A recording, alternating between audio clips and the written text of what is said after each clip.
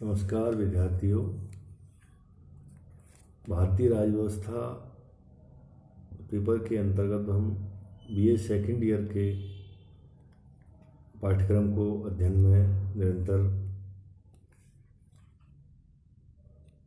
पढ़ रहे हैं। आज हम भारत में जो दलीय व्यवस्था है या जिसे हम राजनीतिक दलों का एक बहुत बड़ा नेटवर्क है, उसको किस तरह से भारत में संचालित किया जाता है, दलों की क्या स्थितियां रहती हैं, किस तरह का प्रावधान है, तो इसे हम पॉलिटिकल पार्टीज के नाम से जानते हैं। ध्यान रखें, भारत में न तो एक दलीय प्रणाली है, न द्विदलीय प्रणाली है, बल्कि भारत में बहुदलीय प्रणाली है। ये ध्यान रखने वाला बिंदु है।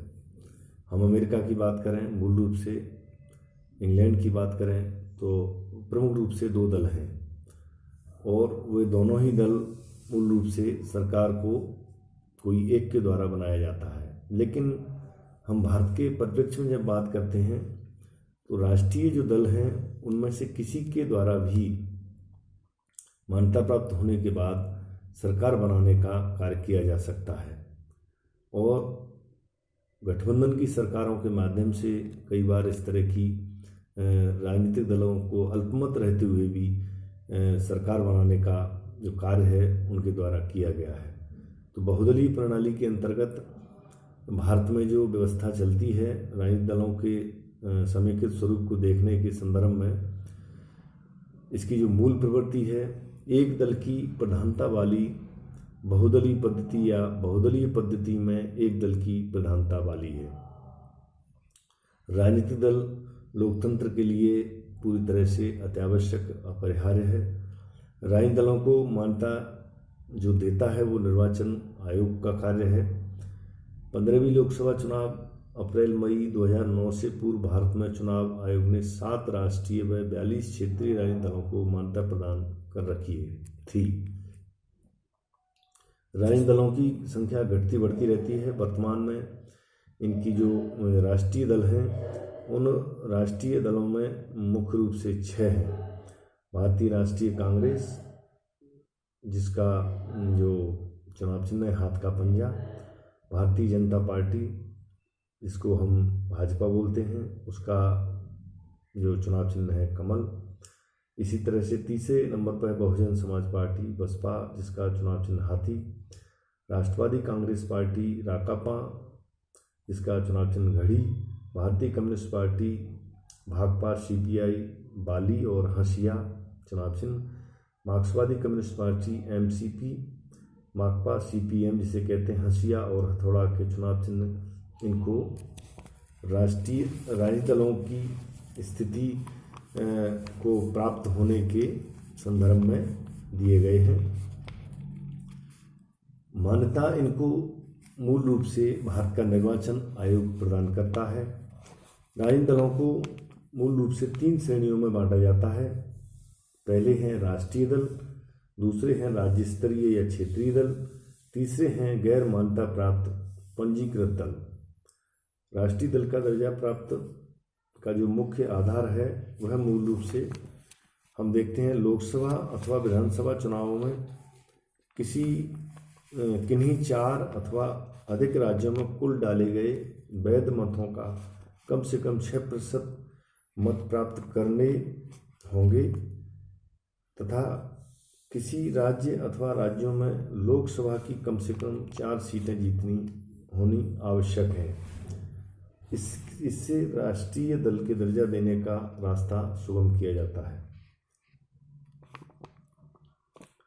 राज्य स्तरीय या क्षेत्रीय दल के रूप में मान्यता प्राप्त करने के लिए विगत 5 वर्षों में राजनीतिक गतिविधियों में संलग्न होने के अलावा लोकसभा अथवा विधानसभा चुनाव में किसी एक राज्य में कुल वैध मतों का कम से कम 6% मत प्राप्त करने के साथ राज्य विधानसभा की कम से कम 2 सीटें जीतनी होंगी अथवा राज्य विधानसभा की कम से कम 3% अथवा 3 सीटें जीतना आवश्यक है।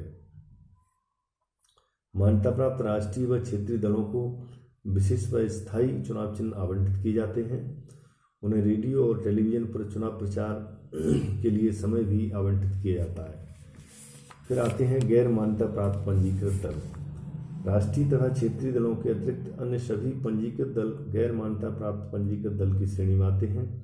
यदि कोई दल राष्ट्रीय या क्षेत्रीय दल के रूप में अपनी मान्यता खो देता है तो उसे 6 वर्ष तक चुनाव चिन्ह रखने की अनुमति प्रदान की जाएगी। अब हम देखते हैं जो आम चुनावों का जो पिछला अनुभव है उसके आधार पर पहला आम चुनाव 1951-1952 में संपन्न हुआ। इसमें लोकसभा और राज्यों के लिए एक साथ चुनाव संपन्न हुए। चुनावों में पंडित जवाहरलाल नेहरू के नेतृत्व में कांग्रेस पार्टी को भारी सफलता मिली थी। चौथी लोकसभा समय से पूर्व 1970 में ही भंग कर दी गई। भारत में पहली बार मध्यावधि चुनाव 5वीं लोकसभा के लिए 1971 में कराए गए। आपातकाल लागू किए जाने के कारण 5वीं लोकसभा का कार्यकाल 1976 में 1 वर्ष के लिए बढ़ा दिया गया था। आपातकाल की समाप्ति पर 1970 में छठे आम चुनाव कराए गए, जिसमें पहली बार केंद्र में गैर कांग्रेसी सरकार का गठन हुआ। 1989 में हुए 9वें लोकसभा के चुनाव में पहली बार किसी पार्टी को स्पष्ट बहुमत नहीं मिला तथा केंद्र में जनता दल के नेतृत्व में राष्ट्रीय मोर्चे की सरकार बनी, जिसे भारतीय जनता पार्टी और वाम दलों के गठबंधन ने बाहर से समर्थन दिया था। इसी तरह 1996 में हुए 11वें लोकसभा चुनाव में त्रिशंकु लोकसभा का गठन हुआ। भारतीय जनता पार्टी सबसे बड़े दल के रूप में उभर के सामने आई।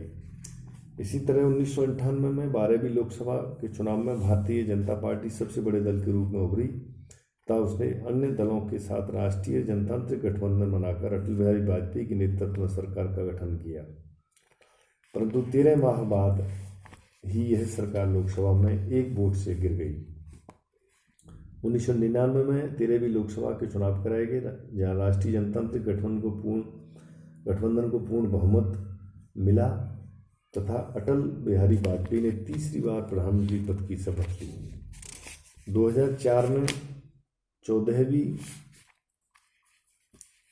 लोकसभा के चुनाव में कांग्रेस ने वाम दलों तथा कुछ अन्य दलों के साथ मिलकर संयुक्त प्रगतिशील गठबंधन बनाकर डॉक्टर मनमोहन सिंह के नेतृत्व में सरकार बनाई थी, जिसे हम संयुक्त प्रगतिशील गठबंधन के नाम से जानते हैं।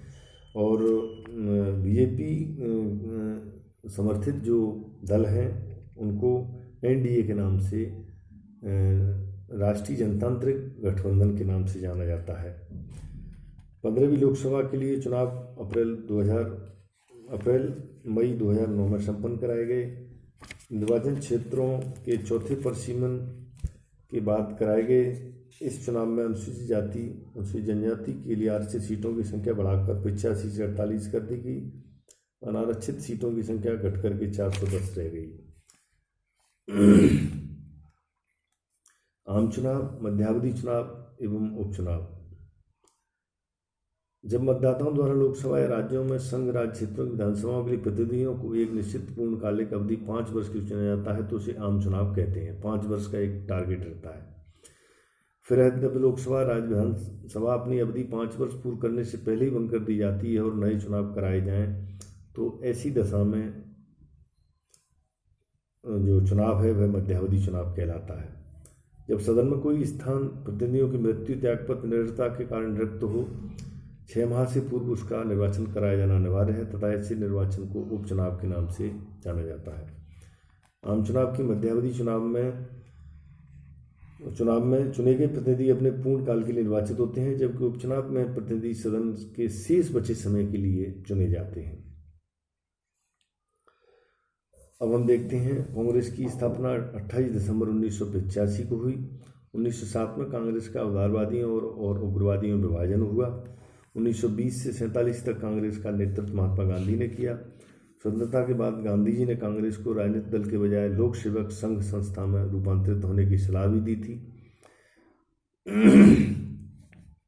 स्वतंत्रता के बाद कांग्रेस का प्रथम विभाजन 1969 में हुआ। भारतीय जनता पार्टी का स्थापना 6 अप्रैल 1980 है। जयप्रकाश नारायण के संपूर्ण क्रांति तथा गांधीवादी अर्थदृष्टि को इसका आदर्श माना गया। 1996 में 11वीं लोकसभा चुनाव में भाजपा सबसे बड़े राजनीतिक दल के रूप में उभर के आई। बहुजन समाज पार्टी की स्थापना 14 अप्रैल 1984 को हुई। भारतीय कम्युनिस्ट पार्टी की स्थापना 26 दिसंबर 1925 को हुई। सीपीआई ने भारत के संविधान को दासता का घोषणा पत्र भी कहा था। इस तरह से ये राजनीतिक दलों का एक लंबा ऐतिहासिक दृष्टिकोण है। भारत में प्रथम गैर कांग्रेसी सरकार 1957 में केरल राज्य में साम्यवादी दल ने बनाई। विश्व के इतिहास में पहली बार चुनावों के माध्यम से सत्ता में आने का साम्यवादियों को यह पहला मौका मिला था। भारतीय कम्युनिस्ट पार्टी मार्क्सवादी है, जिसमें 1964 में भारतीय कम्युनिस्ट पार्टी के विभाजन के बाद स्थापित हुई। राष्ट्रवादी कांग्रेस पार्टी राकांपा जिसे कहते हैं 1999 में अस्तित्व में आई।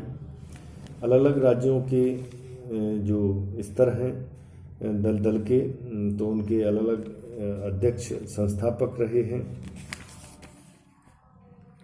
संवैधानिक प्रावधान की दृष्टिकोण से हम ये देखते हैं 52वां संविधान संशोधन अधिनियम 1985 पर पारित कर अनुच्छेद 102, 191 में संशोधन किया। संविधान में 10वीं अनुसूची जोड़ी गई। 10वीं अनुसूची में दल परिवर्तन के आधार पर निरर्थता का उपबंध भी किया गया।